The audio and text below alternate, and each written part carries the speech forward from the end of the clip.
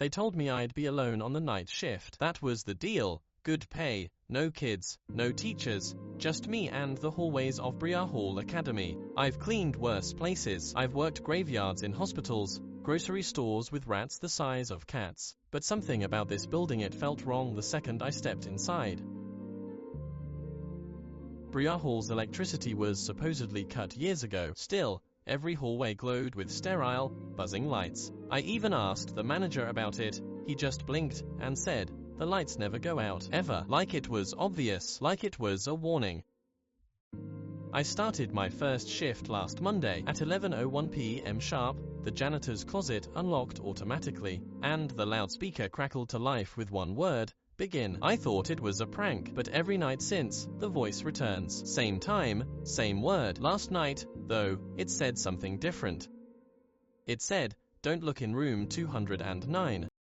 I hadn't even seen room 209 before. The school is massive, 3 stories tall, a basement, and wings blocked off with heavy chains. I spent my first few shifts sticking to the map they gave me: mop floors, empty bins, avoid the west wing. No questions asked. But now room 209 was in my head. I passed its door without realizing. I stopped mid-step when I saw it. Matte black numbers, slightly crooked, as if they'd been reapplied over and over. The door didn't match the others. Thicker, too clean, no dust on the handle, unlike everything else in this place. I moved on, but the lights above room 209 flickered as I passed. Not the others, just those. I mopped faster, tried to hum, couldn't remember a single tune. Then the intercom buzzed again. "Don't look in room 209, it repeated. Only this time, the voice wasn't the same as before. It sounded closer, wet, almost, like it was speaking from inside my ear. That night, I finished early. I didn't even mop the auditorium. I just clocked out and left, even though the door resisted when I pulled it. Like the building didn't want me to leave. The doorknob felt warm, like something had been holding it from the other side. I didn't sleep. I kept hearing that phrase on loop: "Don't look in room 209. Don't look. Don't look." But curiosity is a virus. Once it's in your brain, it spreads, infects everything. Tonight, I brought a flashlight, even though the halls are always lit. I told myself I wouldn't use it, that I'd just do my job and keep walking past the door. But the lights were out when I arrived, for the first time. Pitch black, no buzzing overhead. The only light in the entire building was leaking, no, pouring, from beneath the door of room 209. Cold, white light, moving, like waves. And on the wall beside the door, written in something dark and sticky, were the words, "You looked anyway." I ran. I don't remember deciding to. I just remember the sound of my boots slamming the linoleum, echoing like there were a dozen more feet chasing mine. I didn't stop until I was in the gym, breath fogging in the air. The gym was freezing. That's when I realized something even worse. I never unlocked the building, and no one else should be inside. The janitor's closet was locked again. I tried the door. No click. The intercom was silent. No begin, no voice. Just that thick, humming silence, like the air was waiting. I checked my phone. No service. The time, 11:01 p.m. still. I waited 10 minutes. It didn't change. Somewhere behind me, a basketball rolled out from the dark. Just one. It creaked slowly across the floor, toward the bleachers. I whispered, "Who's there?" The lights above me surged back to life, all at once, and written in chalk across the court was a message that hadn't been there before: "You are not alone anymore." I should have left. I should run straight through the front doors, broken glass if I had to. But something in me, it wasn't just fear. It was like my body wasn't all mine anymore. Like the school had taken a piece of me the second I walked in. I picked up the basketball. It was warm, not room temperature. Warm, like skin. It pulsed once in my hands. I dropped it. That's when I heard it. A dragging sound. Slow, rhythmic, like someone pulling something heavy just out of sight. Not from the gym, but from upstairs. The second floor, right above me. Right above room 209. I moved to the hallway and looked up the stairwell. Every other floor was dark, but the hallway outside 209 flickered again. Same cold light, same shadows moving underneath. Then, the intercom returned. Static, then a whisper. "You broke the rule." Something was coming down the stairs. I could hear it. Bare feet slapping tile. Closer, closer. I ducked into the nearest classroom and slammed the door, locking it behind me. The room was old, wooden desks, chalkboard, crumbling maps of the world, everything covered in a fine layer of dust, except for one desk. It was clean, too clean. On top of it sat a folder labeled, Night Staff, Violation Reports. I flipped it open. Inside were dozens of pages, all the same format, black and white photos of unfamiliar faces, dates, timestamps, and a column labeled, Final Outcome. Most said, Incomplete Retrieval. Some said, Permanent Integration. And at the very back, my photo, my name, my hire date, and under Final Outcome, it just read, Pending. I staggered back, knocking over a chair. The hallway had gone silent. I approached the door and pressed my ear against it. Nothing, no footsteps, no static. Then something tapped on the window beside me, fast, sharp, deliberate. When I turned to look, the window was black, not dark, black, like it had been painted from the outside.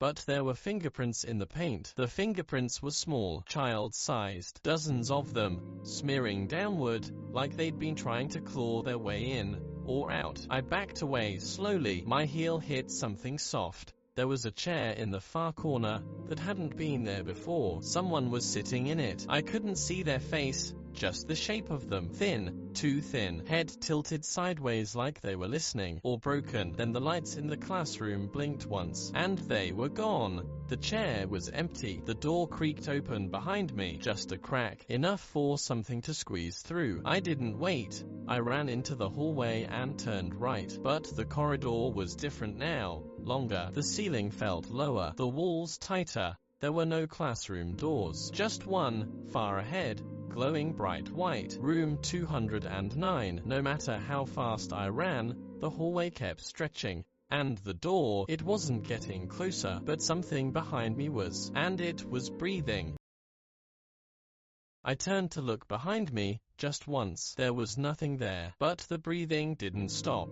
It stayed in my ears, like it had moved inside me somehow. My pulse wasn't just racing, it was syncing with the sound. Inhale, exhale, inhale, exhale. I pressed forward, and finally, the hallway began to shrink. Room 209 was getting closer. The light beneath the door flickered wildly, like a film reel melting in reverse. Then I heard it, a voice, but not the intercom, not a whisper. It was me, from behind the door. My own voice called out, "Help, please, let me out." I stopped. It wasn't just mimicking me, it was begging. Same cadence, same panic. I took a step back. My hand brushed the wall, and landed on something rough.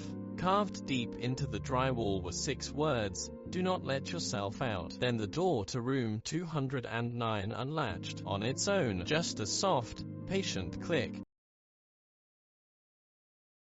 The door didn't open all the way, just enough for that light to spill out again, pure white, but somehow filthy. It shimmered across the floor in tendrils, like smoke underwater, inching toward my shoes. Inside, I could see the edge of a desk, a chalkboard, a flickering reel-to-reel projector casting light with no film, and someone standing in the far corner, facing away. Me, same uniform, same haircut, same tear in the sleeve I got earlier tonight. He, or I, didn't move. The intercom crackled once more. "Do not engage," it said flatly. But the other me turned, slowly, no expression, just staring. Then it mouthed something, not help, not run.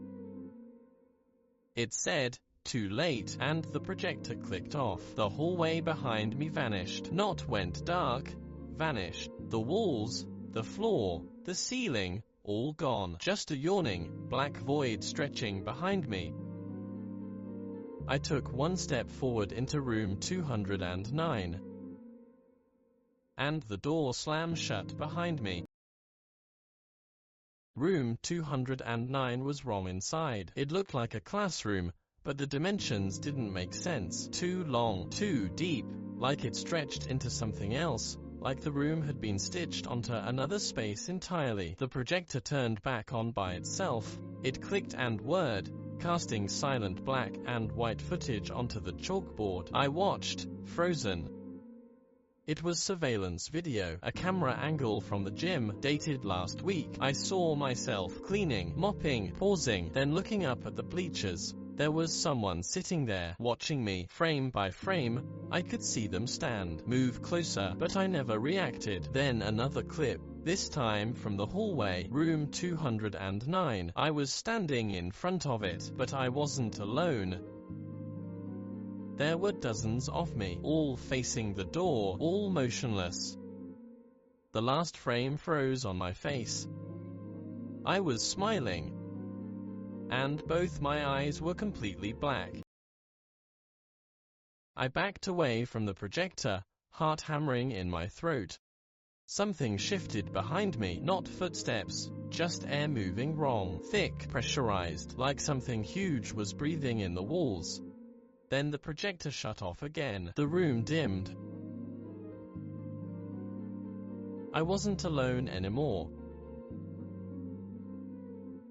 In the center of the room stood the other me, the one from the film. Same black eyes, same smile. But now, he wasn't frozen. He was moving, step by step, toward me, slow, patient, like he'd waited years for this moment. I turned to run, but the door to room 209 was gone. No frame, no handle, just more chalkboard stretching endlessly, written over with phrases I couldn't understand. Symbols, circles, lines that moved when I stared too long. Behind me, my double whispered, "You made it further than the others." And when I turned around, there were hundreds of them now. All of me, staring, smiling, and stepping forward. I screamed, not out of fear, but to hear something human, something real. But the room absorbed the sound like a sponge. No echo, no reverb, nothing. The copies closed in, moving in unison, fluid, rehearsed. I stepped back until my spine hit the cold chalkboard. It pulsed. The symbols behind me began to glow faintly, like embers under skin. They rearranged themselves, forming words I could finally read. Exit only through replacement. I looked at the versions of me, each one more warped than the last, some with hollow chests, some stitched with wire, one dragged a mop soaked in something black and dripping. Then I understood. Room 209 didn't kill people. It stored them.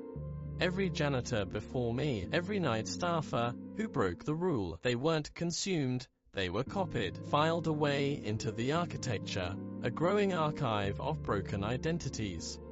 One of them had to take my place, or I'd never leave. Ever. I stepped forward, trembling, surrounded by myself. "Which one of you was first?" I asked. None of them spoke. But one, near the center, twitched.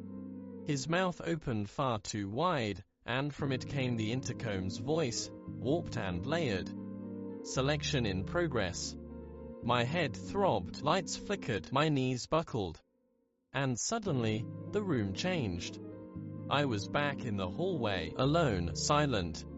Room 209 was behind me, door sealed shut, glowing faintly at the edges. I checked my phone. It was 6 a.m. Somehow, the shift had ended. The janitor's closet was open.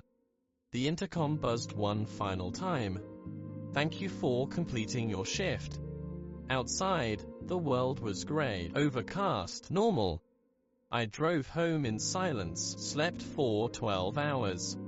When I woke up, I checked my reflection in the bathroom mirror. At first, everything looked fine. But when I leaned closer, my eyes, just for a second, reflected someone else's smile. I locked every door, boarded the windows, hid in the basement with the lights off. Didn't matter. At 11:01 p.m., the bulb above my head flickered on by itself. And the voice returned, right behind me, this time. Replacement confirmed. My body went cold, limbs heavy, vision swimming. Upstairs, I heard the front door unlock. Footsteps moved through my home, calm, confident, each step in perfect rhythm with my own heartbeat. Then silence. I climbed the stairs with shaking legs, one at a time, until I reached the hallway, and saw myself already inside. He turned to face me. He didn't speak. He just handed me the janitor's keys and smiled. I don't remember saying yes, but every night now, I return to Briar Hall, mop in hand, smile in place. I never leave, because the lights never go out, and someone always has to stay behind.